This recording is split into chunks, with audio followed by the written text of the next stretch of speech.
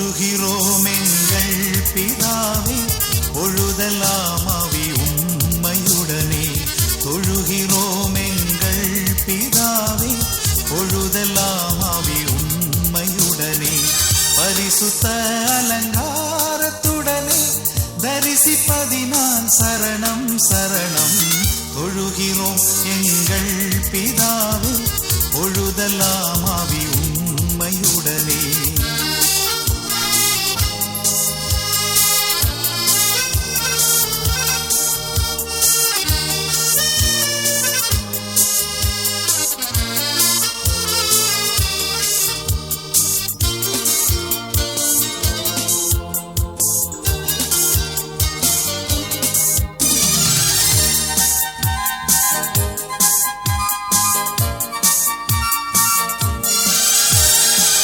வெண்மையும் சிவப்புமானவர், உண்மையே உருவாய் கொண்டவர். வெண்மையும் சிவப்புமானவர், உண்மையே உருவாய் கொண்டவர். என்னையே மீட்டு கொண்டவர், அன்னையே இதோ சரணம் சரணம். தொழுகிறோம் எங்கள் பிதாவே, பொழுதெல்லாம் மைந்தன் தூயாவிக்கு மகிமை உண்டாவதாக. இத்தூய தொழுகையிலே எங்களோடு இணைந்திருக்கிற உங்கள் அனைவரையும் ஆண்டவராகிய இயேசு கிறிஸ்துவின் இனிய நாமத்திலே வாழ்த்தி வரவேற்றுக் கொள்கிறோம். கர்த்தர் நம்ம ஒருவரையும் ஆசீர்வதிப்பாராக. கர்த்தரை கம்பீரமாய் பாடி நம்முடைய இரட்சணிய கண்மலையை சங்கீதனம் பண்ண கடவோம் வாருங்கள். துதித்தனுடைய அவர் சந்நிதிக்கு முன்பாக வந்து சங்கீதங்களால் அவரை ஆர்ப்பரித்து பாட கடவோம். கர்த்தரே மகாதேவனும் எல்லா தேவர்களுக்கும் மகாராஜனுமாயிருக்கிறார். பூமியின் ஆழங்கள் அவர் கையில் இருக்கிறது, பர்வதங்களின் உயரங்களும் அவருடையகள். சமுத்திரம் அவருடையது, அவரே அதை உண்டாக்கினார். வெட்டாந்தரையையும் அவருடைய கரம் உருவாக்கிட்டு நம்மை உண்டாக்கின கர்த்தருக்கு முன்பாக நாம் பணிந்து குனிந்து முழங்கால் படியிட கடவோம் வாருங்கள். ஜெபம் செய்வோம். அனைத்து ஆசீர்வாதங்களுக்கும் காரணராயிருக்கிற எங்கள் அன்பின் ஆண்டவரே, மகிழ்ச்சி நிறைந்த பரிசுத்தமான இந்த ஓய்வு நாளின் காலை நேரத்திற்காக நன்றியோடு உம்மை நாங்கள் ஸ்தோத்தரிக்கின்றோம். ஆண்டவரே, தேசமெங்கிலும் போராடுகிற கொள்ளை நோயினாலே எல்லா மக்களும் பாதிக்கப்பட்ட சூழல்களிலே நாங்களும் உம்மை கூடி ஆராதிக்க முடியாத நிலையிலே இருந்து கொண்டிருக்கிறோம். அப்படி இருந்தாலும் ஆண்டவரே, ஆலயத்தை திறந்து ஆண்டவருடைய பிள்ளைகளாகிய நாங்கள் உம்முடைய நாமத்தை உயர்த்தும்படி, உம்மை ஆராதிக்கும்படி, உம்மை தொழுது கொள்ளும்படி, உம்முடைய வார்த்தைகளை தியானிக்கும்படி நீர் தந்த கிருபைகளுக்காய் நன்றி செலுத்துகின்றோம். இதை கேட்கிற ஒவ்வொரு பிள்ளைகளுக்காக செபிக்கிறோம். இந்த தொழுகையில் எங்களோடு இணைந்திருக்கிற பிள்ளைகளுக்காக செபிக்கிறோம். எல்லோரையும் கர்த்தர் ஆசீர்வதிப்பீராக. பாடல்கள், வேத போதிகள், சிந்தனை போதிகள், ஏறெடுக்கிற விண்ணப்பங்கள் அனைத்திலும் உம்முடைய பிரசன்னம் நிறைவாக தங்கட்டும். செய்தியை கொடுக்கிற அன்பு போதுகிற தேவ கரத்திலே ஒப்படைக்கின்றேன். அவர் மூலமாய் கொடுக்கப்படுகிறதான வேத வார்த்தைகள் எங்களுடைய ஆவிக்குரிய பிரகாரங்களிலே முன்னேற்றம் அடையத்தக்கதான செயலாற்றுதலை வெளிப்படுத்த தூய ஆவியானவருக்கு துணை புரிய வேண்டும் என்று சொல்லி வேண்டுகிறோம். ஆராதனை துவக்கம் முதல் நிறைய மட்டும் நம்முடைய பிரசன்னம் எங்கள் அனைவரோடும் இருக்க வேண்டும் என்று இயேசு ரட்சகரின் வழி வேண்டுகிறோம் நல்ல பிதாவே, ஆமேன்.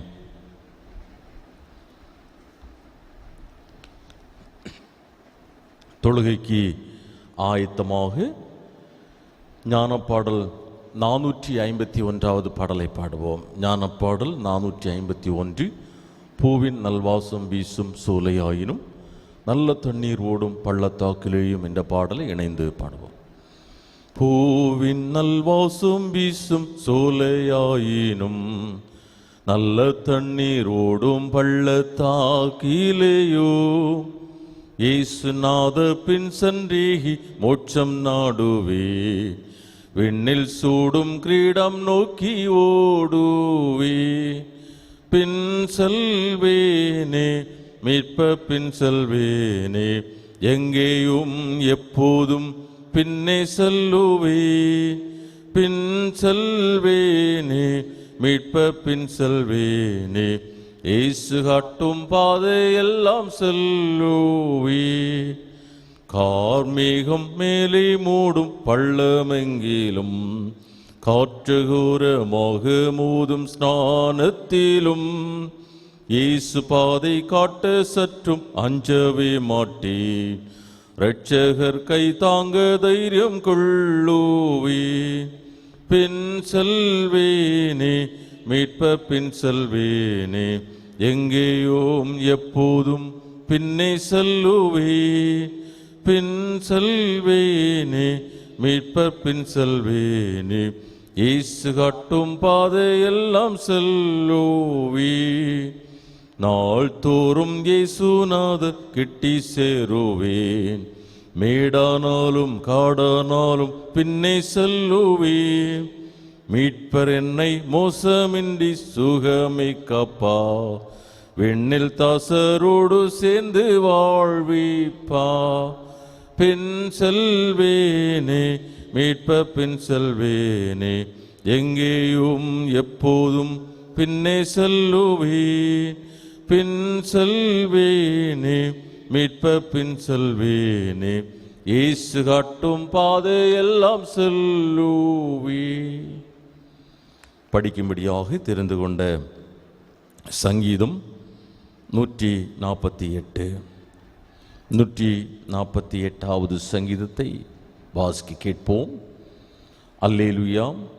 வானங்களில் உள்ளவைகளே கர்த்தரை துதியுங்கள், உன்னதங்களில் அவரை துதியுங்கள்.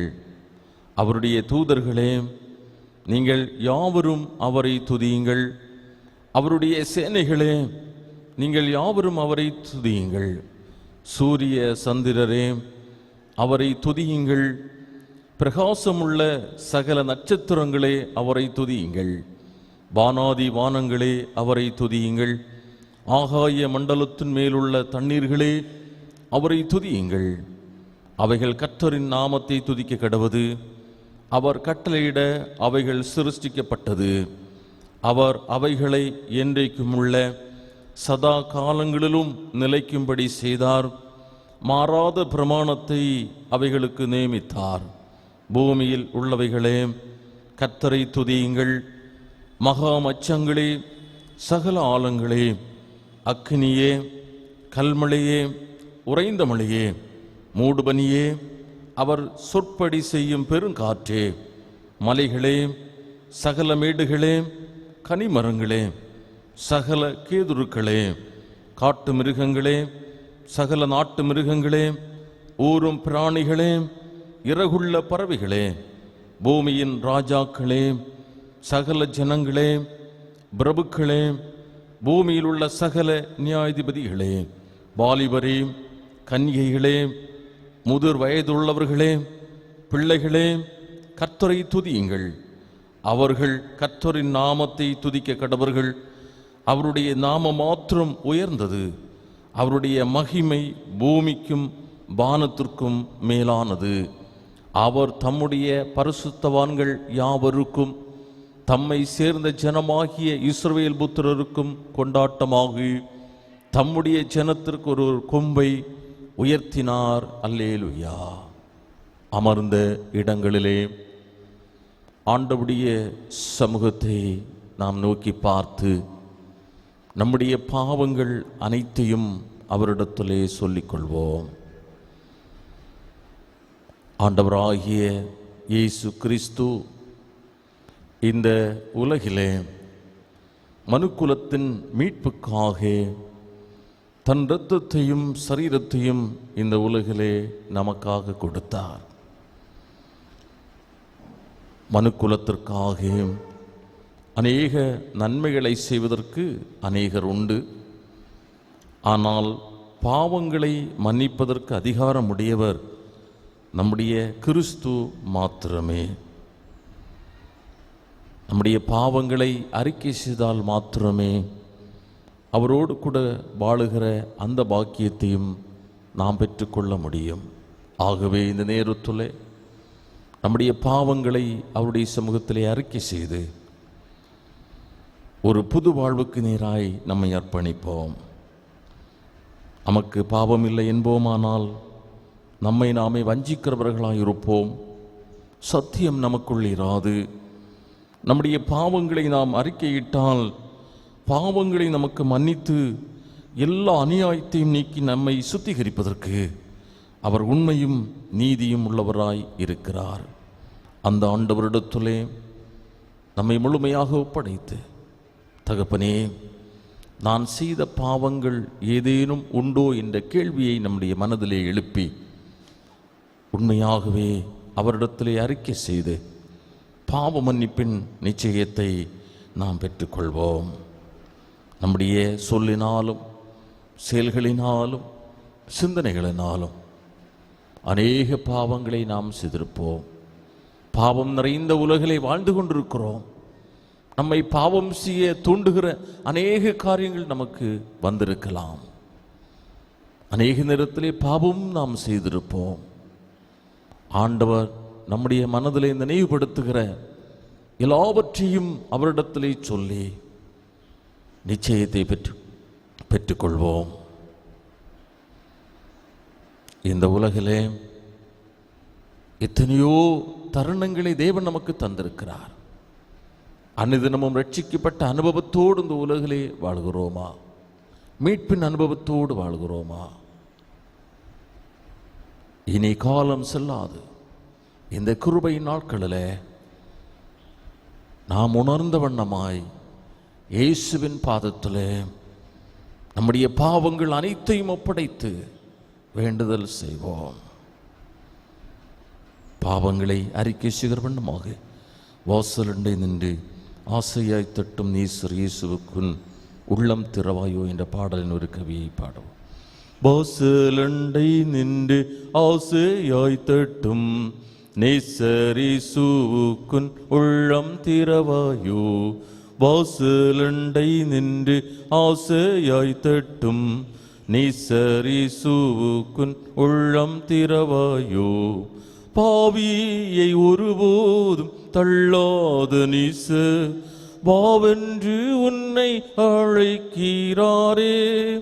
பாவியை ஒருபோதும் தள்ளாத நீசர் வாவென்று உன்னை அழைக்கிறாரே. வாசலண்டை நின்று ஆசையாய் தட்டும் நீசர் இயேசுவுக்குன் உள்ளம் திறவாயோ. ஆதரிப்பார் யாரும் இல்லை என்றெண்ணி ஆதரை மீதினில் அலைந்திடுவானேன். காணாத ஆட்டை தேடி வந்த மீட்பர் கண்டுன்னை மந்தையில் சேர்த்திடுவார். காணாத ஆட்டை தேடி வந்த மீட்பர் கண்டுன்னை மந்தையில் சேர்த்திடுவார். வாசலண்டை நின்று ஆசையாய் தட்டும் நீசர் இயேசுவுக்குன் உள்ளம் திறவாயோ. சர்வ வல்லமையும் மிகுந்த இரக்கமுள்ள ஆண்டவர் மன்னிப்பையும் பாவ நிவர்த்தியையும் நமக்கு கட்டளையிட்டருளி வாழ்க்கையை சீர்திருத்துவதற்கான காலத்தையும் தமது தூய ஆவியானவரின் கிருபையும் தேற்றுதலையும் தந்தல்வாராக. ஆமீன். பாவங்களை அறிக்கை செய்த நாம் உண்மையான மனம் திரும்புதலோடு நம்மை ஒப்படைத்த நாம் ஆண்டவருடைய கரத்திலே பெற்ற நன்மைகளை நினைத்து அவருக்கு ஸ்தோத்திர பலிகளை ஏறெடுப்போம். கர்த்தரை நான் எக்காலத்திலும் ஸ்தோத்திரிப்பேன், அவர் துதி எப்போதும் என் வாயில் இருக்கும் என்று சொல்லி சங்கீதக்காரனாகிய தாவீது சொல்கிறார். நான் எம்மாத்திரம், என் வீடு எம்மாத்திரம், தகுதி இல்லாத என்னோடும் என் வீட்டோடும் ஆண்டவருடைய கிருபை இருந்து என்னை நடத்தினதே என்று சொல்லி நாம் ஒவ்வொருவரும் வேண்டிக் கொள்வோம். இந்த நாளை எப்படி கடத்தி செல்லுவோம் என்று சொல்லி அங்கலாய்த்த வேளைகள், கடன் பாரங்கள் நம்மை நெருக்கின போது தூய ஆவியானோர் புது வழிகளை நமக்கு திறந்து நம்மை தேற்றினாரே. பலவீனப்பட்ட நேரங்களிலே கர்த்தர் நம்மை பலப்படுத்தினாரே. காயப்பட்ட நேரங்களிலே ஆண்டவர் நம்மை காயத்தை கட்டினாரே. எண்ணி பார்ப்போம். இந்த உலகிலே நம்மை தேற்றுவதற்கும் நம்மை பலப்படுத்துவதற்கும் நம்மை ஆசீர்வதிப்பதற்கும் கர்த்தருடைய கிருபை நமக்கு போதுமானது. அந்த நிலைகளிலே எத்தனையோ நன்மைகளை பெற்றோம்.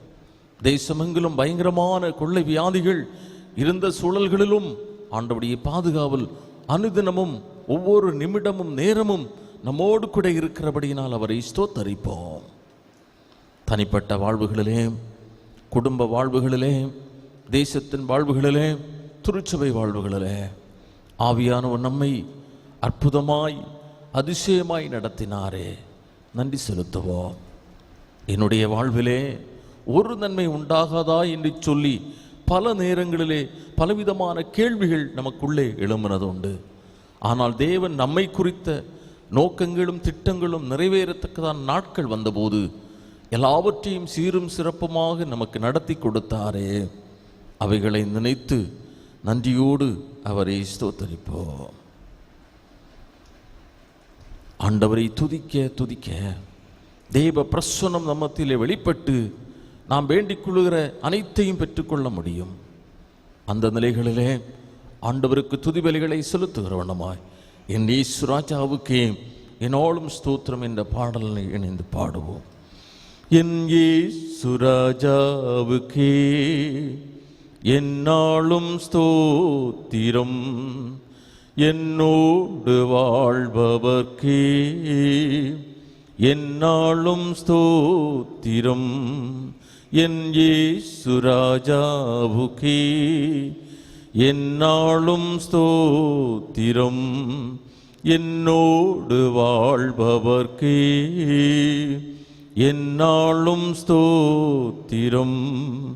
கர்த்தாவே நீர் செய்த நன்மைகளை நித்தமும் நினைக்கிறே.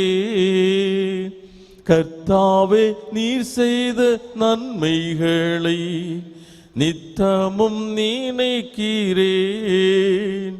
முழு உள்ளத்தோடு நாமம், முழு உள்ளத்தோடு நாமம் பாடி புகழுவே. நான் பாடி புகழுவே என் இயேசு ராஜாவுக்கே என்னாலும் ஸ்தோத்திரம், என்னோடு வாழ்பவர்க்கே என்னாலும் ஸ்தோத்திரம்.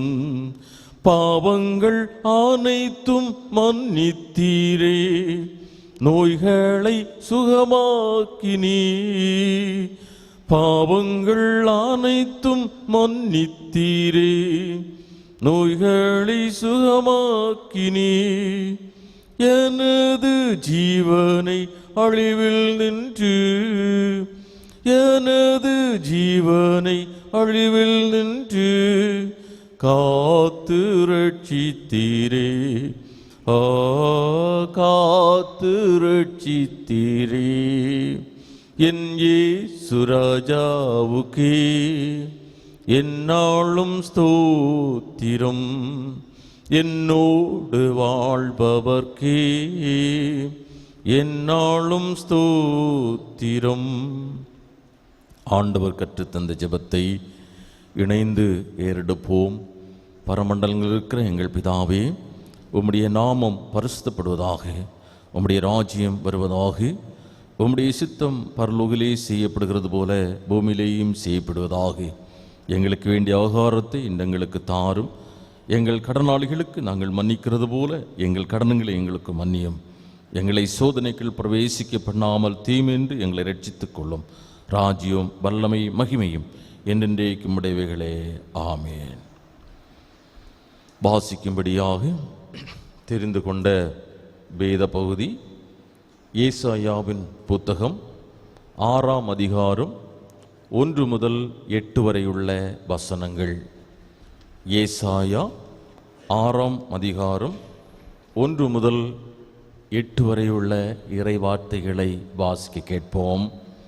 உசியா ராஜா மரணமடைந்த வருஷத்தில் ஆண்டவர் உயரமும் உன்னதமான சிங்காசனத்தின் மேல் வீற்றிருக்க கண்டேன்.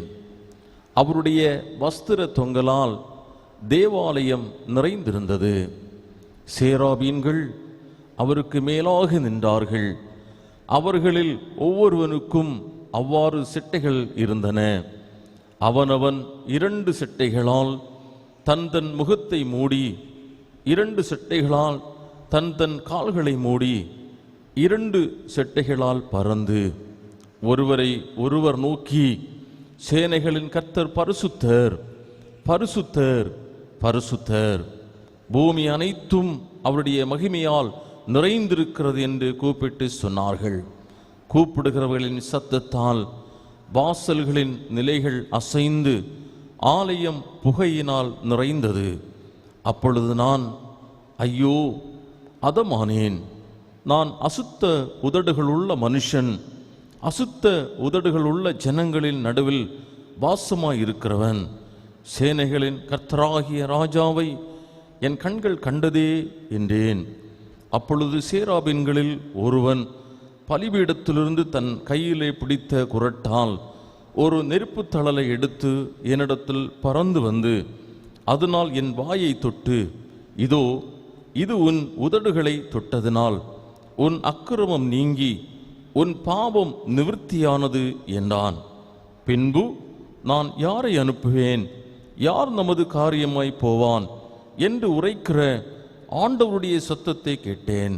அதற்கு நான், இதோ அடியேன் இருக்கிறேன், என்னை அனுப்பும் என்றேன் என்பவைகளே.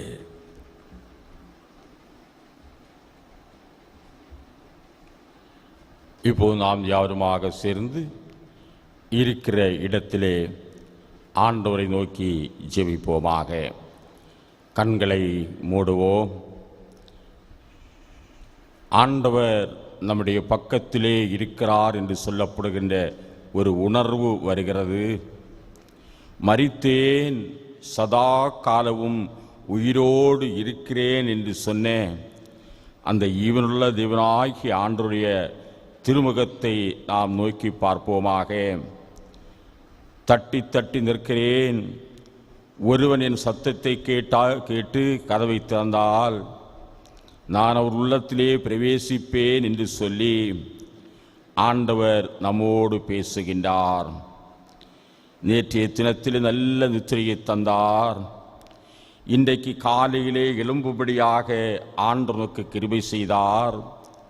படுத்தேன், நித்திரை செய்தேன், விழித்து கொண்டேன், கர்த்தர் என்னை தாங்கினார் என்று சொல்லப்படுகின்ற பக்தனுடைய வாழ்விலே அவர் சொன்னது போல ஒரு புது நாளை கூட கண்டு நாம் ஒன்றுக்கொன்று சந்தோஷப்பட்டு மனமகிழ்ச்சி அடையும்படியாக நம்முடைய ஆயுஷ் நாளை கடவுள் கூட்டி தந்தாரே, அவருக்கு நாம் கோடா கோடி ஸ்தோத்திரங்களை ஏறெடுப்போமாக.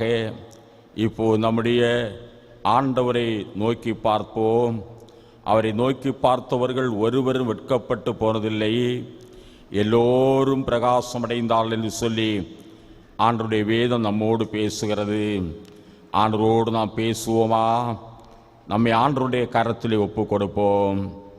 எங்களை அளவில்லாத கிருபையினாலே அரவணைத்து ஆசீர்வதித்து பராமரித்து வழிநடத்துகிற பரலோகம் பூலோகம் ஆகிய முழு குடும்பத்திற்கும் நாமகாரனாயிருக்கிற அருமையான தகப்பனே, மனமகிழ்ச்சியும் ஆசீர்வதிக்கப்பட்டதுமான இந்த பரிசுத்த ஓய்நாளன் காலை வேளையிலே உம்முடைய ஆலயத்துக்குள்ளே பிரவேசித்து உம்மை நோக்கி ஜெபிக்கும்படியாக கடவுள் எங்களுக்கு தந்திருக்கின்ற நல்ல கிருபைகளுக்காக நாங்கள் உம்மை துதிக்கின்றோம், வாழ்த்துகின்றோம், போற்றுகின்றோம். கர்த்தாவே, 2 3 பேர்கள் ஒருமித்து ஒருமனப்பற்றலாய் எந்த இடத்திலே இருக்கிறீர்களோ அந்த இடத்திலே நான் இருப்பேன் என்று சொன்ன ஆண்டவரே, கர்த்தருடைய ஆலயத்திற்கு போவோம் வாருங்கள் என்று எனக்கு அவர்கள் சொன்ன பொழுது மனமகிழ்ச்சியாய் இருந்தேன் என்று சொன்ன பக்தனுடைய வார்த்தை நிமித்தமாக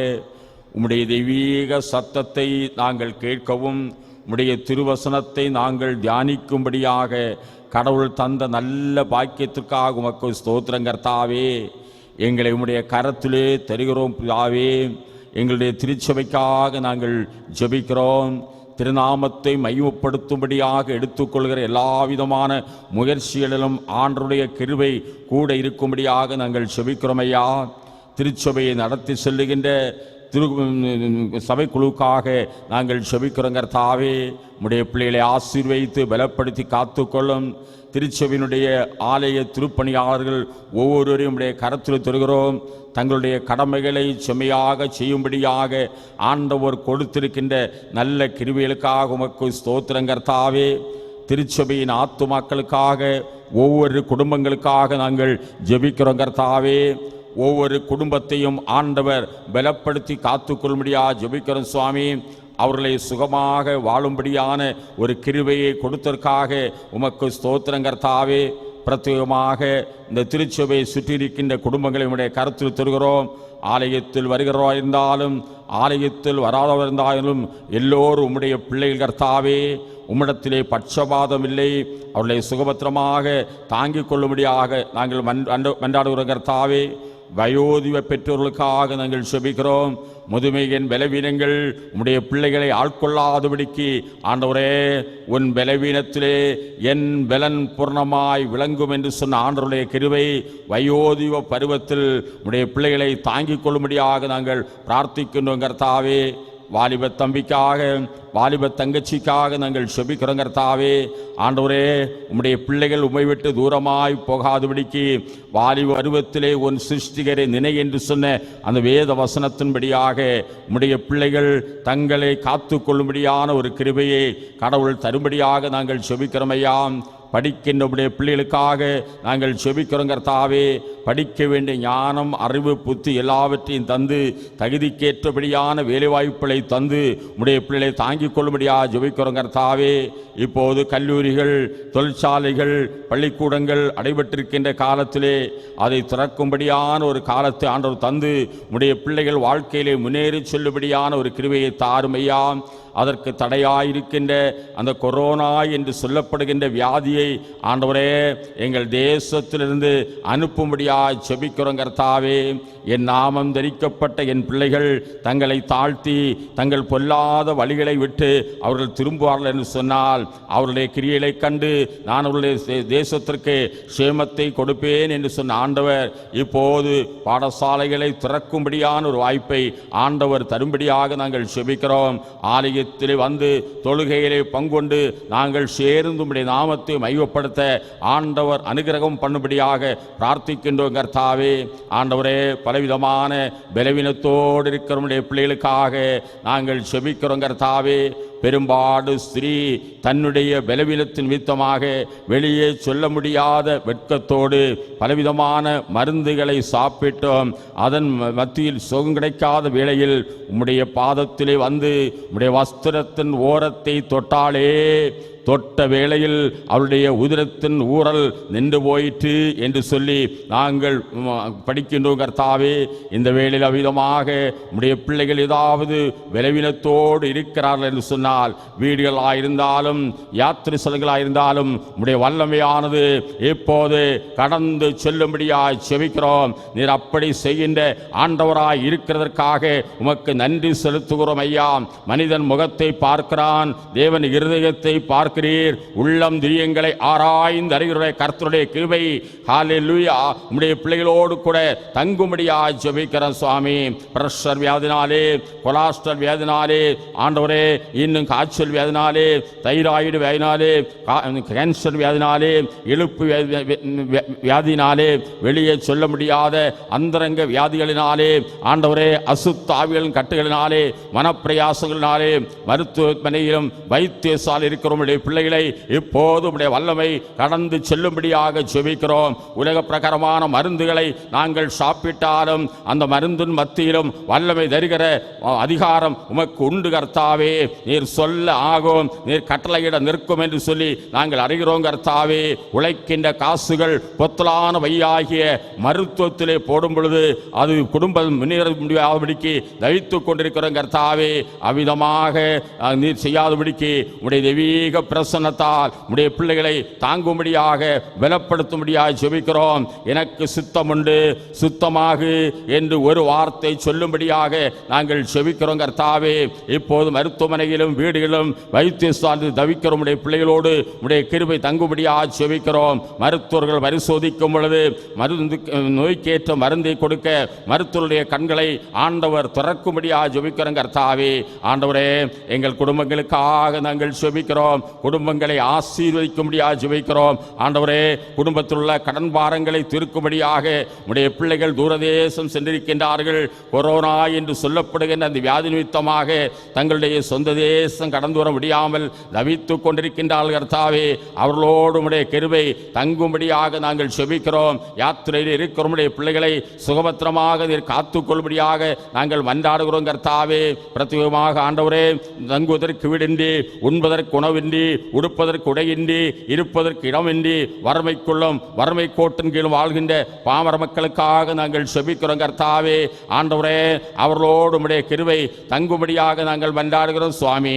திருமணம் போன்ற காரியங்களை ஆயத்தப்படுத்தி அதற்காக காத்திருக்கின்ற பிள்ளைகளுக்காக நாங்கள் செபிக்கிறோம் கர்த்தாவே.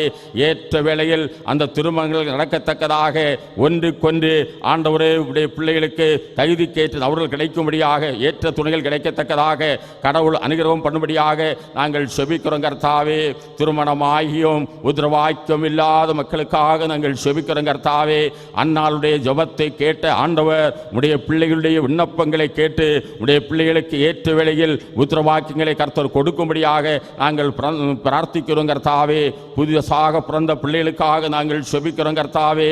இயேசுவானவர் ஞானத்திலும் வளர்த்தியிலும் தேவகிருபையிலும் மனுஷதேவிலும் அதிகமாய் விருத்தியடைய செய்தது போல ஆண்டவரே உடைய பிள்ளைகளும் அதிகமாய் விருத்தியடைய ஆண்டவர் கிருபை செய்யும்படியாக ஜெபிக்கிறோம் சுவாமி.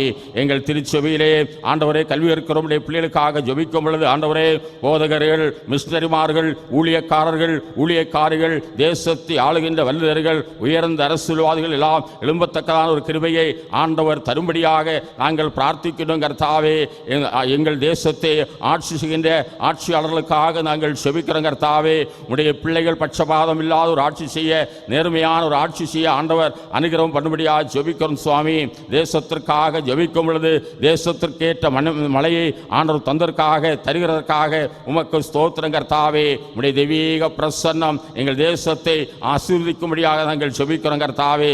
தொடர்ந்து உடைய வல்லமையால் நிரப்பும். உடைய வருகையானது வெறு சீக்கிரம் என்று சொன்னால் ஒரு கூட்டம் ஆத்துமாக்கள் இந்த தேசத்திலிருந்து எழும்பும்படியான ஒரு உடைய ராஜ்யத்தில் பிரவேசிக்கும்படியாக புத்தியுள்ள கன்னிகளை போல வாழும்படியான ஒரு கிருபையை ஆண்டவர் தரும்படியாக ஜெபிக்கிறோம். தொடர்ந்து உடைய வல்லமையால் நிரப்பி நீர் ஆசீர்வதிக்க வேண்டும் என்று இறை மகன் இயேசுவின் மூலம் ஜெபம் கேளும் நல்ல பிதாவே, ஆமென். நம்முடைய புத்தெழுச்சி பாடல் புத்தகத்திலே 111வது பாடல் சரணங்கள் 1, 4 மாத்திரம் இணைந்து பாடுவோம். பாடல் எண் 111. எனக்காய் ஜீவன் விட்டவரே, என்னோடு இருக்க எழுந்தவரே. இந்த பாடலின் 2 கவிகளை பாடுவோம். எனக்காய் ஜீவன் விட்டவரே, என்னோடு இருக்க எழுந்தவரே, எனக்காய் ஜீவன் விட்டவரே, என்னோடு இருக்க எழுந்தவரே, என்னை என்றும் வழி நடத்துவாரே, என்னை சந்திக்க வந்திடுவாரே, என்னை என்றும் வழி நடத்துவாரே, என்னை சந்திக்க வந்திடுவாரே. இயேசு போதுமே போதுமே, இயேசு போதுமே போதுமே, எந்த நாளிலுமே என் நிலையிலுமே எந்த வாழ்வினிலே இயேசு போதுமே. மனிதர் என்னை கைவிட்டாலும், மாமிசம் அழுகி நாரிட்டாலும், மனிதர் என்னை கைவிட்டாலும், மாமிசம் அழுகி நாரிட்டாலும், ஐஸ்வர்யம் யாவும் அழிந்திட்டாலும், ஆகாதவன் என்று தள்ளிவிட்டாலும், ஐஸ்வர்யம் யாவும் அழிந்திட்டாலும், ஆகாதவன் என்று தள்ளிவிட்டாலும், இயேசு போதுமே போதுமே, ஏசு போதுமே போதுமே எந்த நாளிலுமே என் நிலையிலுமே எந்த வாழ்வினிலே ஏசு போதுமே. ஆண்டவரும் இரட்சகருமாயிருக்கிற இயேசு கிறிஸ்துவின் பரிசுத்த நாமத்திற்கு மகிமை உண்டாவதாக. அன்புக்குரியவர்களே, இந்த காலை வேளையிலும் ஆலயத்திலே வந்து தொழுகையிலே பங்கொண்டிருக்கின்ற உங்கள் ஒவ்வொருவரையும் ஆண்டவராகிய இயேசு கிறிஸ்து நாமத்திலே வாழ்த்தி வரவேற்றுக் கொள்கின்றேன். அதுபோன்று வீடுகளாயிருந்தாலும் யாத்திரை ஸ்தலங்களாயிருந்தாலும் இந்த தொழுகையோடு இணைந்து நீங்கள் பங்கொண்டிருக்கிறதுக்காக ஆண்டவருக்கு நான் ஸ்தோத்திர பலிகளை செலுத்திக் கொள்கின்றேன். இப்போது தொழுகைக்காக, அதாவது செய்திக்காக தியானிக்கும்படியாக தெரிந்து கொள்ளப்பட்ட திருமறை பகுதி ஆதியாகமத்தின் புஸ்தகம் 12வது அதிகாரம் 2வது வசனத்தை வாசிக்க கேட்போம். ஆதியாகமத்தின் புஸ்தகம் 12வது அதிகாரம் 2வது வசனம்.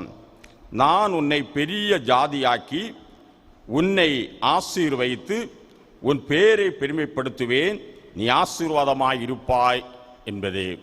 இந்த வசனத்தை ஆண்டவர் ஆசீர்வதிக்கும்படியாக இருந்த நிலையிலே நாம் தலைகளை சாய்த்து கண்களை மூடி ஜெபிப்போமாக.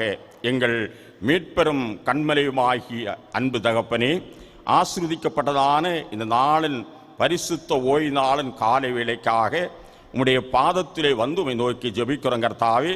வேத வசனங்களை தியானிக்கும்படியாக கடந்து செல்லுகின்றோம். சுயம் வெளிப்படாதபடிக்கு இறைவாழ்த்து வெளிப்படும்படியாக நாங்கள் பிரார்த்திக்கின்றோம். பேசுகின்ற அடிமையோடும் உம்முடைய கிருபை தங்கட்டும். கேட்கின்ற உம்முடைய பிள்ளைகளையும் ஆண்டவரே ஆசீர்வதிக்க வேண்டும் என்று இறைமகன் இயேசுவின் மூலம் ஜெபம் கேளும் நல்ல பிதாவே, ஆமீன். அன்புக்குரியவர்களே, கர்த்தர் ஆபிரகாமுக்கு ஒரு அழைப்பை கொடுக்கின்றார். அந்த ஆதியாகமத்தின் புஸ்தகம் 12வது அதிகாரம் 1வது வசனத்தை வாசிக்கும் பொழுது கர்த்தர் ஆபிராமை நோக்கி, நீ உன் தேசத்தையும் உன் இனத்தையும் உன்னுடைய தகப்பனுடைய வீட்டை விட்டு புறப்பட்டு நான் உனக்கு காண்பிக்கும் தேசத்துக்கு போ. நான் உன்னை பெரிய ஜாதியாக்கி உன்னை ஆசீர்வதித்து உன் பேரை பெருமைப்படுத்துவேன், நீ ஆசீர்வாதமாய் இருப்பாய் என்று சொல்லி அங்கே ஆபிராம் இடத்திலே சொல்லுகின்றார்.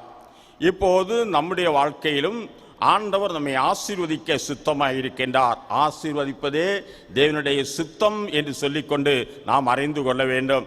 உலக வாழ்க்கையிலே பலவிதமான கஷ்டங்கள், பலவிதமான பிரச்சனைகள், பலவிதமான போராட்டங்களோடு அமைந்திருக்கின்ற உங்கள் வாழ்க்கையிலே நாளைய தினம் எப்படி எனக்கு அமையும், என்னுடைய பிள்ளைகளை நான் எப்படி போஷிப்பேன், பராமரிப்பேன், என்னுடைய பிள்ளைகளுடைய எதிர்காலம் எப்படி இருக்கும், என்னுடைய எதிர்காலம் எப்படி இருக்கும் என்று சொல்லி நீங்கள் யோசித்து கொண்டிருக்கிறீர்கள் என்று சொன்னால் கர்த்தர் அவருடைய தாசனாகிய ஆபிராமை ஆசீர்வதித்தது போல நம்மையும் ஆசீர்வதிக்க சித்தமுள்ளவராயிருக்கின்றார். அந்த பகுதியில் சொல்லப்படுகிறது, நான் உன்னை பெரிய ஜாதியாக்கி உன்னை ஆசீர்வதித்து உன் பேரை பெருமைப்படுத்துவேன், நீ ஆசீர்வாதமாயிருப்பாய். இந்த காலை வேளையிலும் ஆண்டவருக்கு கொடுக்கின்ற செய்தி நாம் ஆண்டவருடைய பாதத்திலே பட்சத்திலே இருந்தால் நம்மை ஆசீர்வதிப்பார் என்று சொல்லிக்கொண்டு அறிந்து கொள்ள வேண்டும்.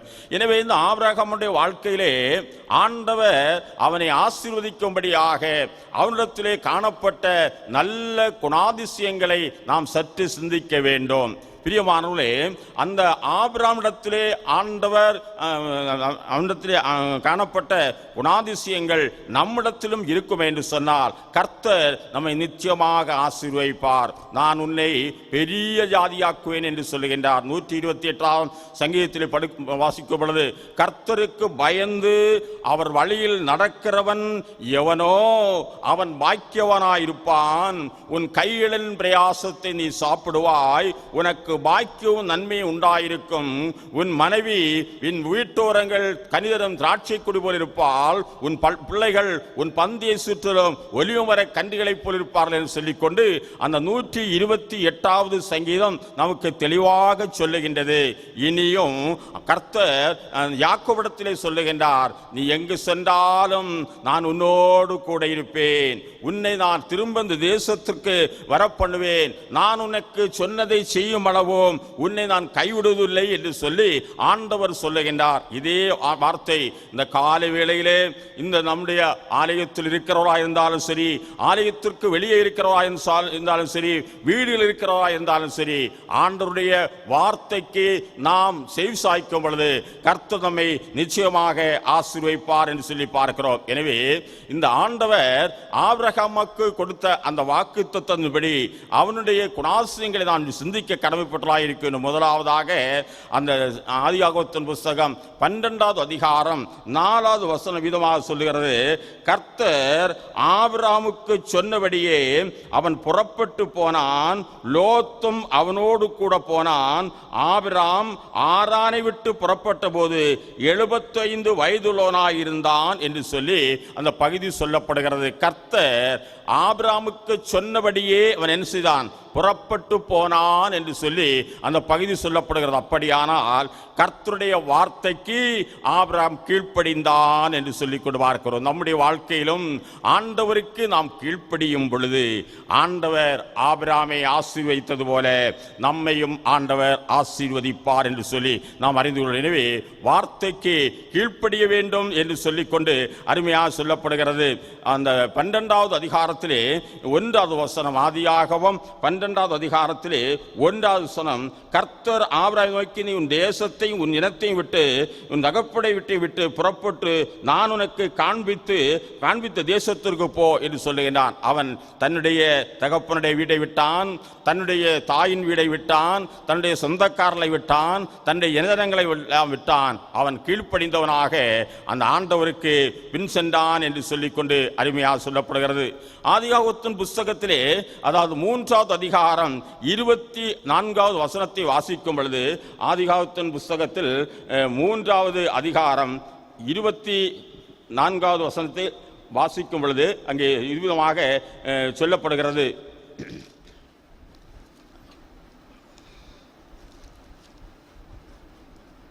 அவர் மனுஷனை துரத்திவிட்டு ஜீவவருஷத்திற்கு போகும் வழியை காவல் செய்ய ஏதேன் தோட்டத்திற்கு கிழக்கே கேருவின்களையும் வீசிக்கொண்டிருக்கிற சுருளி பட்டயத்தையும் வைத்தார் என்று சொல்லி பார்க்கிறோம். எனவே ஆதாமுடைய வாழ்க்கையிலே அவருடைய வார்த்தைக்கு கீழ்ப்படியாதபடியினாலே ஆண்டவர் மனுஷனை தன்னோடு இருக்க விரும்பாதபடிக்கு அவனை துரத்தி விட்டார் என்று சொல்லி கொண்டு பார்க்கிறோம். கீழ்ப்படிதல் என்று சொல்லப்படும் பொழுது நம்முடைய வாழ்க்கையில் ஒரு பெற்றோராயிருந்தால் பிள்ளைகள் கீழ்ப்படியும் பொழுது அந்த பெற்றோருக்கு பிள்ளைகள் மித்தமாக ஒரு சந்தோஷம் உண்டாகும் என்று சொல்லி பார்க்கிறோம். எனவே என்னுடைய பிள்ளை என்னுடைய வார்த்தைக்கு கீழ்ப்படுகிறானே என்று சொல்லப்படுகின்ற அந்த எண்ணம் அந்த பெற்றோருக்கு உண்டாகும் என்று சொல்லி பார்க்கிறோம். இங்கே ஆண்டவர் ஆதாமை படைத்தார், ஏவாளை ஏற்ற துணையாக கொடுக்கின்றார். இப்போது அவரிடத்தில் சொல்லுகின்றார், உங்களுக்கு எல்லா சாக்கியம் உண்டு, இந்த பூமியில எல்லாவற்றையும் அனுபவித்துக் கொள்ளலாம், ஆனால் தோட்டத்தின் நடுவில் இருக்கின்ற விருட்சத்தின் கனியை புசிக்காதபடிக்கு நீங்கள் அதில் ஜாக்கிரதையாக இருக்க வேண்டும் என்று சொல்லிக்கொண்டு அருமையாக சொல்லப்படுகிறது. ஆனால் இந்த ஆதாமும் ஏவாளும் ஆண்டவருடைய வார்த்தைக்கு கீழ்ப்படியாதபடிக்கு பிசாசின் அதாவது தந்திரமான வலைக்குள்ளே விழுந்து அந்த கனி புசிப்புக்கு நல்லதும் பார்வைக்கு இன்பவுமாய் இருக்கிறது என்று சொல்லிக்கொண்டு அதாவது தன்னுடைய வாழ்விலே அதை இச்சித்த காரணத்தினாலே அந்த வார்த்தையை அந்த பிசாசின் வார்த்தையை ஏற்றுக்கொண்டு அவர் என்ன செய்தார்கள் என்று சொன்னால் அந்த பழத்தை பறித்து அவர்கள் சாப்பிட்டார்கள் என்று சொல்லி அருமையாக சொல்லப்படுகிறது. இதனாலே ஆண்டவருக்கு அதாவது மக்கள் மீதே வெறுப்பு உண்டாகிறது.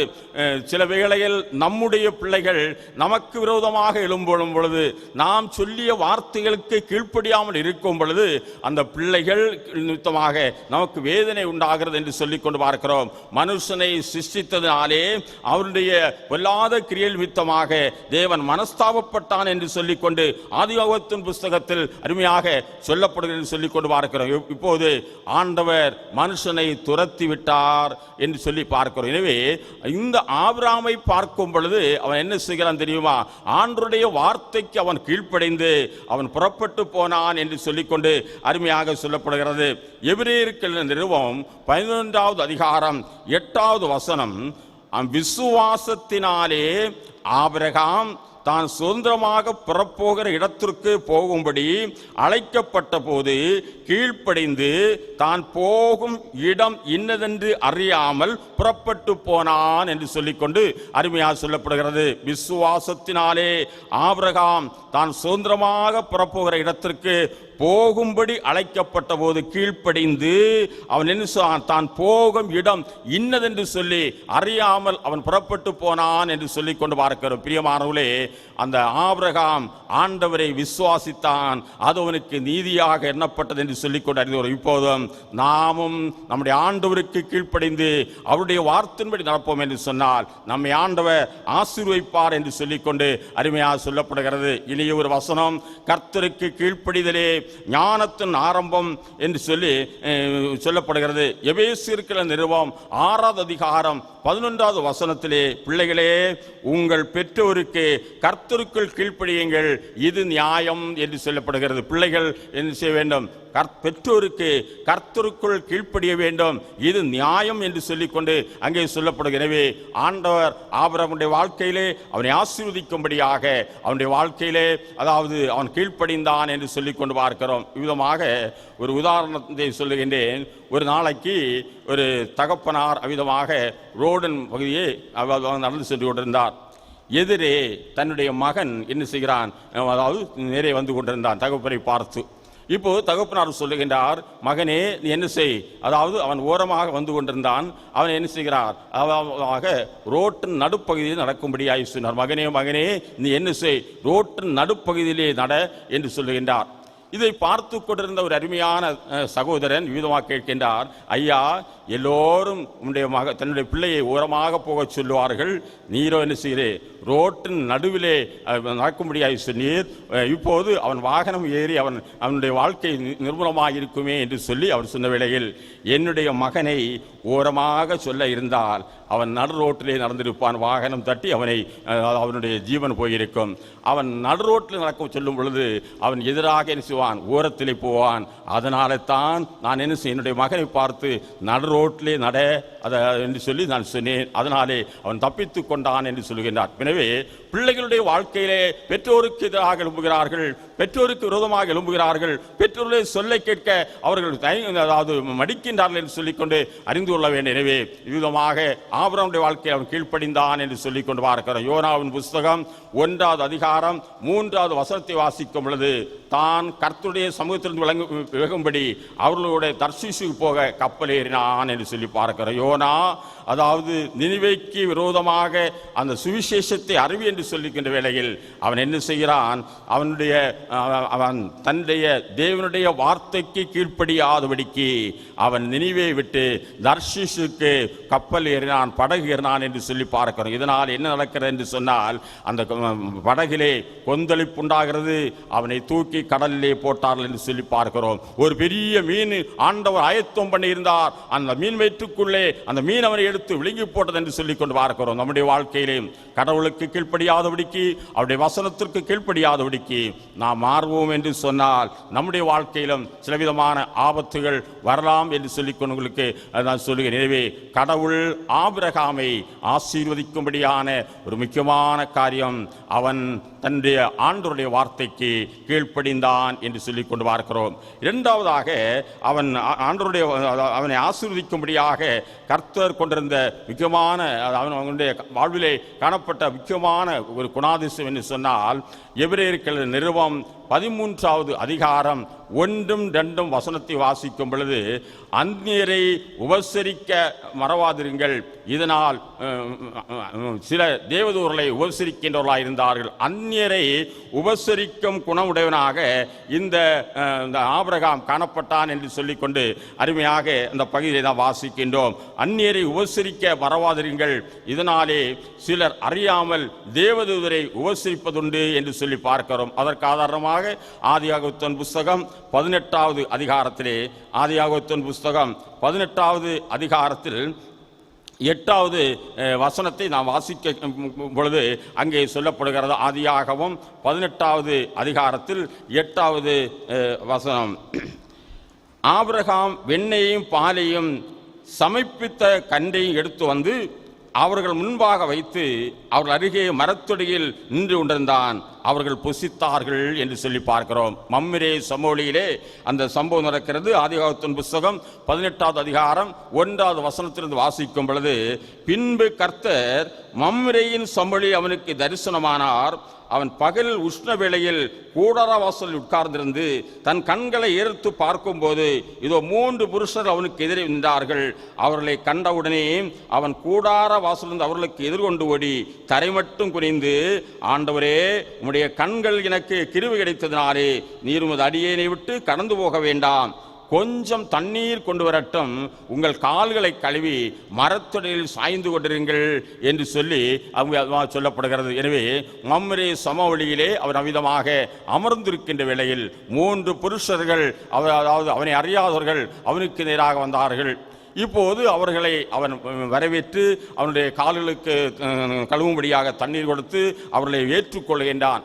அவன் என்ன செய்கிறான் என்று சொன்னால், அவர்களை அமரும்படியாய் செய்து, அதாவது கொஞ்சம் அப்பவும் தண்ணீர் நீங்கள் சாப்பிட்டு கடந்து செல்லுங்கள் என்று சொல்லி அவர்களை உபசரித்தான் என்று சொல்லி கொண்டு பார்க்கிறோம். எனவே அந்த சிலர், அதாவது அந்நியரை உபசரிக்க மறவாருங்கள், சிலர் அறியாமல் தேவதூர்களை உபசரிக்கிறது உண்டு என்று சொல்லி பார்க்கிறோம். பிற்காலத்திலே அந்த உபசரிப்பானது அவனுக்கு ஆசீர்வாதம் அமைந்தது. அவன் ஒரு புத்திர வாக்கியத்தை பெற்றுக்கொள்வான் என்று சொல்லப்படுகின்ற வாக்கு தத்தத்தை அவன் அவிதமாக பெற்றுக்கொண்டான் என்று சொல்லிக்கொண்டு அருமையாக அறிந்து கொள்ள வேண்டிய. எனவே அவனுடைய வாழ்க்கையிலே காணப்பட்ட ஒரு முக்கியமான குணம், அவன் அந்நியரை உபசரிக்க அவன் குணமுடையவனாக இருந்தான். நம்முடைய வாழ்க்கையிலும் அந்நியரை உபசரிக்கிறோமா? மார்ட்டின் லூதருடைய வாழ்க்கையிலே ஒரு சம்பவம் விதமாக நடந்தது. ஒரு நாளைக்கு நல்ல கடுங்குளிர் வேளையிலே, ஒரு இரவு வேளையிலே அவர் தூங்கிக் கொண்டிருந்தார். இப்போது ஒரு நபர் வந்து கதவை தட்டுகின்ற ஒரு சத்தம் கேட்டது. இந்த வேளையில் அவர் என்ன செய்கிறார் சொன்னால், அவர் வெளியே வந்து இரவு ஆனதினாலே அந்த கதவுனுடைய ஓட்டை வழியாக அந்த அவர் கொண்டு உச்சிட்டு பார்க்கின்றார். இந்த வேளை ஒரு மனிதன் விதமாக குளிரிலே நடுங்கிக் கொண்டிருக்கின்றார். இப்போது அவர் கதவை திறக்கின்றார். ஒரு வயோதிப மனிதன் அவ்விதமாக குளிரில் நடுங்கிக் கொண்டிருக்கின்ற காட்சியை, விரைத்து கொண்டிருக்கிற காட்சியை அவர் அவ்விதமாக கண்டார். இவர் மேலே அவருக்கு ஒரு பரிதாபம் கொண்டு என்ன செய்கிறார், தான் என்னுடைய வீட்டிலிருந்து சில ரொட்டி துண்டுகளையும் ஒரு காப்பியும் கொடுத்து தன்னுடைய ஒரு கோட்டை எடுத்து அவருக்கு விதமாக போர்த்தி அனுப்பினாராம். இந்த மனுஷன் அவ்விதமாக கடந்து சென்றார். இந்த வேளையில் அவர் மீண்டும் அவர் நித்திரைக்கு கடந்து சென்றார். இந்த மார்ட்டின் லூதருடைய வாழ்க்கையிலே ஒரு தரிசன விதமாக காணப்படுகிறது. என்ன என்று சொன்னால், அந்த வயோதிப மனிதன் தேவனுடைய ராஜ்யத்திலே, அதாவது தேவலோகத்திலே ஒரு தூதனாக இருக்கின்ற காட்சியை அவர் காண்கின்றார். இப்போது அவர் என்ன செய்கிறார், சந்தோஷப்பட்டு அவருடைய வாழ்விலே நான் இந்த தேவதூதன் என்று சொல்லி அறிந்திருந்தால் என்னுடைய கல்யாண கோட்டை கொடுத்திருப்பேனே என்று சொல்லி அவர் அவ்விதமாக உள்ளத்துக்குள்ளே நினைத்தாராம்.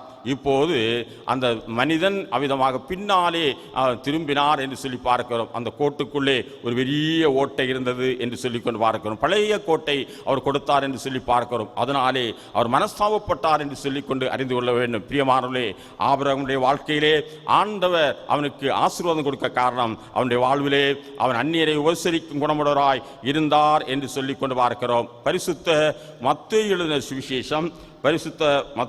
சுவிசேஷம் 25வது அதிகாரத்திலே, மத்தேயு எழுதின சுவிசேஷம் 25வது அதிகாரம், அதிலே 34 முதல் உள்ள வசனத்தை நான் வாசிக்கும் பொழுது, என்னுடைய வாழ்க்கையிலே, அதாவது உலகத்தை கடைசி நாட்களிலே ஆண்டவர் வருவார், அவர்களை 2 பேராக பாங்களாக பிரிப்பார், வெள்ளாடுகளை ஒருபுறமாகவும் செம்மறியாடுகளை ஒருபுறமாக பிரிப்பார் என்று சொல்லிக்கொண்டு பார்க்கிறோம். எனவே அவைகளிலே பிரிக்கும் பொழுது அவர், அதாவது ஒரு பகுதியில் உள்ள மக்களை பார்த்து சொல்கின்றார், தேவனால் ஆசீர்வதிக்கப்பட்டவர்களே, உங்களுக்காக ஆயத்தம் பண்ணியிருக்கின்ற பரலோக ராஜ்யத்திலே நீங்கள் பிரவேசியுங்கள் என்று சொல்லுகின்றார். நான் பசியாயிருந்தேன், எனக்கு ஆகாரம் கொடுத்தீர்கள், நான் அந்நியனாயிருந்தேன், என்னை சேர்த்து கொண்டீர்கள், நான் அதாவது காவல் இருந்தேன், என்னை விசாரிக்க வந்தீர்கள், நான் மருத்துவமனையில் இருந்தேன், என்னை பார்க்க வந்தீர்கள் என்று சொல்லி அவர்கள் விதமாக அவர் வரை பார்த்து சொல்லுகின்றார். இப்போது உண்மை அந்நியனாகவும் நீர் காவல் இருந்தவராகவும் நீர் அதாவது பரதேசியாகவும் எப்படி இருந்தீர் என்று சொல்லி எப்போது உமக்கு நாங்கள் இந்த உதவியை செய்தோம் என்று சொன்னால் கேட்டார்கள். அப்போது அவர் சொன்னார், மிகவும் சிறியராகியவர்களுக்கு நீங்கள் எதை செய்தீர்கள், செய்தீர்களோ அதை எனக்கே செய்தீர்கள் என்று சொல்லப்படுகிறது. எனவே நாம் இன்றைக்கு செய்கிற எல்லா விதமான காரியங்களும் நம்முடைய விட எளியவர்களுக்கு நாம் செய்யும் பொழுது கடவுளுக்கு நாம் செய்கின்ற ஒரு உதவி என்று சொல்லிக்கொண்டு, நன்மை என்று சொல்லிக்கொண்டு நான் அறிந்து கொள்ள வேண்டும். மற்றவர்களை பார்த்து சொல்லுகின்றார், அதாவது நான் அந்நியனாயிருந்தேன், என்னை சேர்த்துக் கொள்ளவில்லை. நான் பசியாயிருந்தேன், எனக்கு பசியை தீர்க்கவில்லை.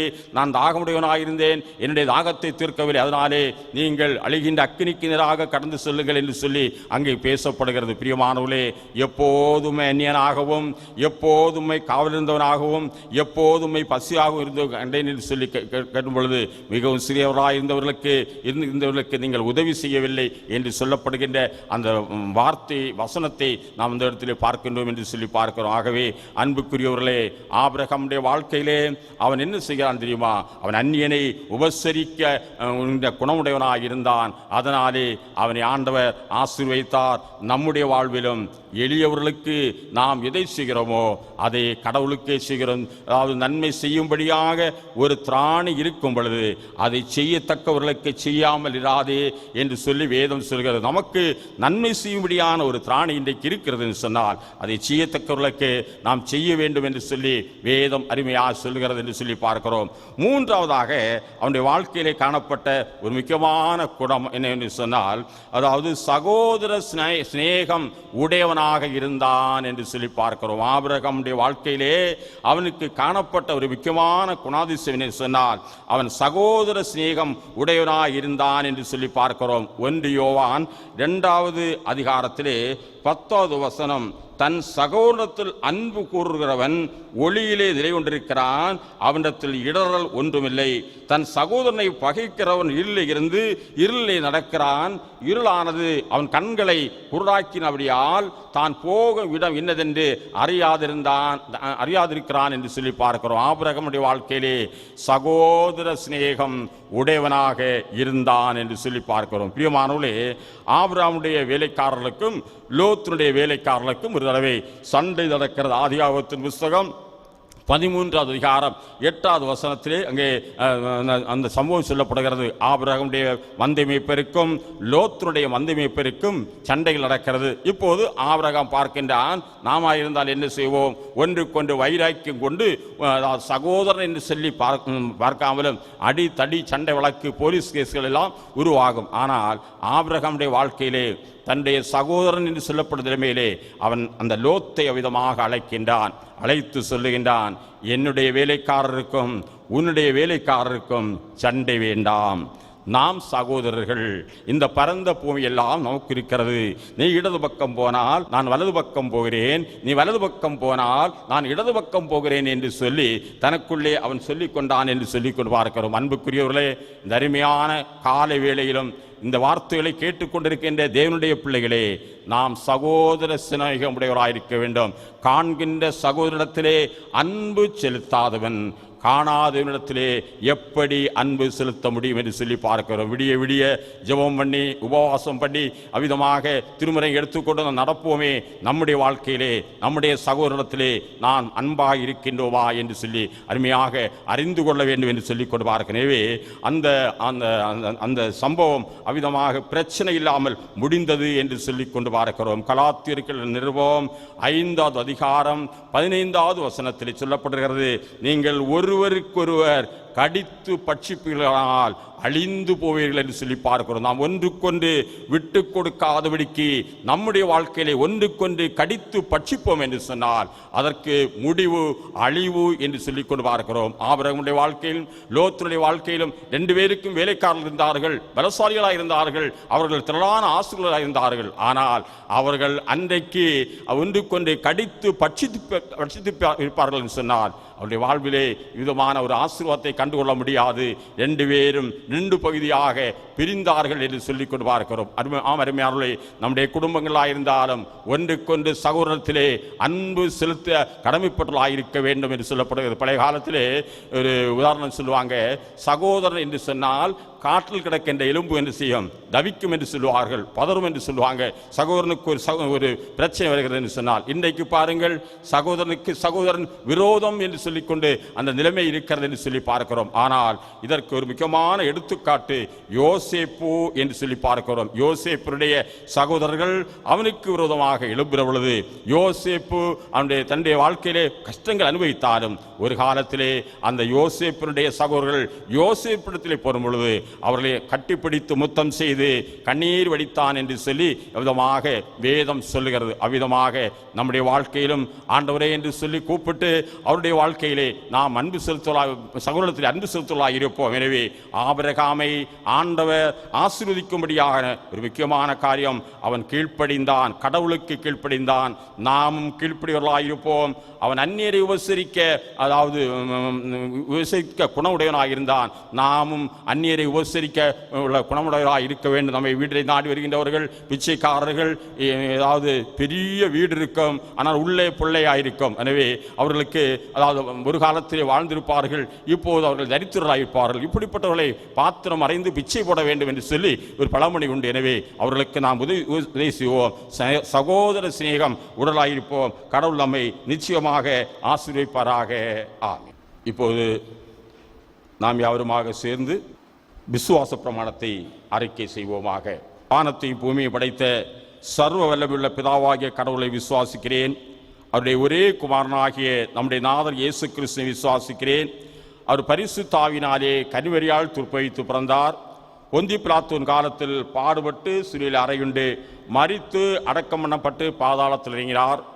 3ஆம் நாள் மரித்தோர் எழுந்திருந்தார். பரலோகத்துக்கு எழுந்தருளி சர்வவல்ல பிதாவின் வலது வாசலை விட்டிருக்கின்றார். அவளுத்திருந்து உயிருள்ளோரையும் மரித்தோரையும் நியாயம் தீர்க்க வருவார். பரிசுத்த ஆவியை விசுவாசிக்கிறேன். பொதுவாயிருக்கிற பரிசுத்தவையும் பரிசுத்தவான்களை ஐக்கியவும் பாவ மன்னிப்பும் மரித்தோர் உயிர்த்தலும் உண்டென்று விசுவாசிக்கிறேன். ஆமேன். அமர்வோமாக. தொழுகையின் நிறைவுக்காக நாம் யாருமாக சேர்ந்து நம்முடைய கீர்த்தனை பாடல் புக்கில் 308வது பாடல், இயேசு நேசிக்கிறார், இயேசு நேசிக்கிறார், இயேசு என்னை நேசிக்க யான் செய்தது என்ன மாதவமோ என்ற பாடலை சேர்ந்து எழுந்து பாடுவோமாக. இயேசு நேசிக்கிறார், இயேசு நேசிக்கிறார், இயேசு என்னையும் நேசிக்க யான் செய்த தென்ன மாதவமோ. இயேசு என்னையும் நேசிக்க யான் செய்த தென்ன மாதவமோ. நீசனாம் என்னைத்தான் இயேசு நேசிக்கிறார். மாசில்லாத பரன் சோதன் தன் மொழு மனதால் நேசிக்கிறார். மாசில்லாத பரன் சோதன் தன் மொழு மனதால் நேசிக்கிறார். பரம தந்தை தந்த பரிசுத்த வேதம் நாரராமினரை நேசிக்கிறாரென நவிலாச்சரியம். நாரராமினரை நேசிக்கிறாரென நவிலாச்சரியம். நாதனை மறந்து நாட்களே தொலைந்தோம், நீதன் ஏசன்னை நேசிக்கிறாரெனல் நித்தமாச்சரியம். நீதன் ஏசனை நேசிக்கிறாரெனல் நித்தமாச்சரியம். ஆசையேசு என்னை அன்பாய் நேசிக்கிறார், அதை நினைந்தவர் அன்பின் கரத்தோளே அவளாய் பரப்பேன். அதை நினைத்தவர் அன்பின் கரத்தோளே அவலாய் பரப்பேன். ராஜன் இயேசுவின் மேல் இன்ப கீதம் சோலில் ஈசன் ஏசனை தான் நேசித்தாரென்ற இணையில் கீதம் சொல்வேன். ஈசன் ஏசனை தான் நேசித்தாரென்ற இணையில் கீதம் சொல்வேன். இயேசு நேசிக்கிறார், இயேசு நேசிக்கிறார், இயேசு என்னையும் நேசிக்கையார் செய்த தவமோ. இயேசு என்னையும் நேசிக்கையார் செய்த தவமோ. ஜெபம் செய்வோம். எல்லோரும் முழங்கால் படியிடுவோம். ஆண்டவருடைய கரத்திலே நம்மை அர்ப்பணிப்போம். இயேசு நேசிக்கிறார், இயேசு நேசிக்கிறார். இயேசு என்னையும் நேசிக்க யான் செய்தது என்ன மாதவமோ. நீசனாம் எனைத்தான் இயேசு நேசிக்கிறார், மாசில்லாத பரசுதன் முழு மனதால் நேசிக்கிறார் என்று சொல்லி பக்தன் அருமையாக பாடுகின்ற அன்புக்குரியவர்களே, ஆண்டவர் நம்மை நேசிக்கும்படியாக நாம் என்ன செய்தோம் மாதவமோ என்று சொல்லி ஆண்டவர் கேட்கின்றார். பிரியமானவர்களே, இருக்கின்ற இடத்திலே ஆண்டவரை நோக்கி கூப்பிடுவோமாக. மான்கள் நீரோடைகளை வாஞ்சித்து கதறுகிறது போல என் ஆத்துமாவை வாஞ்சித்து கதறுகிறது சொல்லி பக்தன் சொல்லும் பொழுது, அந்த மானானது நீரோடைகளை தாகத்தால் வாஞ்சித்து கதறுவது போல ஆண்டவருடைய மேல் தாகத்தை வைத்து நாம் வாஞ்சித்து கதறுவோமாக.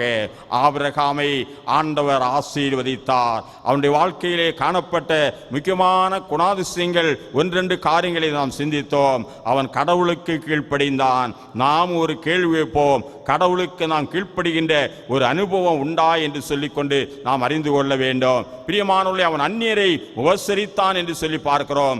இளையான மக்களுக்கு நாம் செய்ய வேண்டிய கடமைகளை நாம் செய்கின்றோமா என்று சொல்லிக்கொண்டு அறிந்து கொள்ள வேண்டும். பிரியமானவர்களே, அவனுடைய மூன்றாவது குணம், அவனுடைய வாழ்க்கையிலும் சகோதரத்திலே அவன் பட்சமாயிருந்தான், அவன் அன்பாயிருந்தான் என்று சொல்லிக்கொண்டு பார்க்கிறோம். அவ்விதமாக அன்பாய் இருந்ததினாலே பலவிதமான பிரச்சனைகளுக்கு அது தவிர்க்கப்பட்டது என்று சொல்லிக்கொண்டு பார்க்கிறோம். இன்று சகோதரர்களை கண்டால் நாம் முகம் கோணிக்கொண்டு போகின்றோம். நம்முடைய வீட்டுக்குள்ளே நாம் அவர்களிடத்தில் பேசாமல் இருக்கின்றோம். இவைகளை எல்லாவற்றையும் ஆண்டவர் பொறுத்து கொள்ளவில்லை. அவனை ஒரு அந்நியனோ போல நாம் கருதுகின்றோம். ஒரு காலத்தில் நமக்கு உதவி செய்ததை நாம் நினைக்கவில்லை என்று நாம் அறிந்து கொள்ள வேண்டியவே ஆண்டவர் பார்வையிலே அந்த ஆபிரகாம் இந்த மூன்று குணங்களுடையவனாக இருந்தான். எங்களை நேசிக்கின்ற நல்ல கர்த்தாவே, ஆசீர்வதிக்கப்பட்டதான இந்த காலை வேளைக்காக நன்றியோடு நன்றியோடு நன்றியோடு உம்முடைய பாதத்தில் வந்து உம்மை நோக்கி நாங்கள் செபிக்கிறோம் கர்த்தாவே. இயேசு நேசிக்கும்படியாக எங்கள் வாழ்க்கையிலே காணப்படுகின்ற குணாதிசயங்களை நாங்கள் சிந்தித்தோம் கர்த்தாவே. இப்போது அந்த குணாதிசயங்களை ஆபிரகாமுடைய வாழ்விலே பெற்றுக்கொண்டது போல நாங்களும் பெற்றுக்கொள்ளும்படியான ஒரு கிருபையை ஆண்டவர் தரும்படியாக ஜெபிக்கிறோம். ஆலயத்தில் வந்திருக்கின்ற உடைய பிள்ளைகளோடு ஆண்டவரே உடைய கிருபை தங்கும்படியாக நாங்கள் பிரார்த்திக்கின்றோம் கர்த்தாவே. உடைய செல்ல பிள்ளைகளை ஆண்டவர் ஆசீர்வதிக்கும்படியாக ஜெபிக்கிறோம் கர்த்தாவே. அன்னாள் ஆலயத்திலே சென்று அழுதாள், அன்னாளுடைய விண்ணப்பத்தை கேட்டீர். ஆகார் உம்மை நோக்கி கூப்பிட்டாள், பிள்ளை சாகிறதை என்னால் பார்க்க முடியாது என்று சொல்லி அவள் கூப்பிட்டாள். ஆகாரே உனக்கு என்ன சம்பவித்து என்று சொல்லி அந்த வார்த்தையின் மூலமாக அவளோடு பேசினீர். இப்போது எங்களிடத்திலே பேசும் ஐயா, எங்களோடு கூட நீர் உறவாடும் ஐயா. நாங்கள் உம்மை விட்டு தூரமாய் போகாதபடிக்கு எங்களை காத்து கொள்ளும்படியாக ஜெபிக்கிறோம் கர்த்தாவே. இந்த தொழுகையிலே பங்கொண்டிருக்கின்ற உடைய பிள்ளைகளோடு அத்தனை பேரோடு உடைய கிருபை தங்கும்படியாக ஜெபிக்கிறோம். பிரத்யேகமாக உடன் போதகரோடும் உடைய கிருபை தங்கட்டும். இலை சங்கங்கள், பொறுப்பாளர்கள், ஆலய பணியாளர்கள் அத்தனை பேரோடு உடைய கிருபை தங்கும்படியாக ஜெபிக்கிறோம். முற்றுமுடிய காத்துக்கொள்ளும், கிருபைக்குள்ளே மறைத்துக் கொள்ள வேண்டும் என்று இறைமகன் இயேசுவின் மூலம் ஜெபம் கேளும் நல்ல பிதாவே, ஆமீன். ஆசீர்வாதம் கர்த்தராகிய இயேசு கிறிஸ்துவின் கிருபையும் பிதாவாகிய இதனுடைய அன்பும் பரிசுத்த ஆவியானவருடைய மனோகர ஐக்கிய சிநேகமும் இன்று சதா காலமும் நம் அனைவரோடும் இருப்பதாக. ஆமீன், ஆமீன்.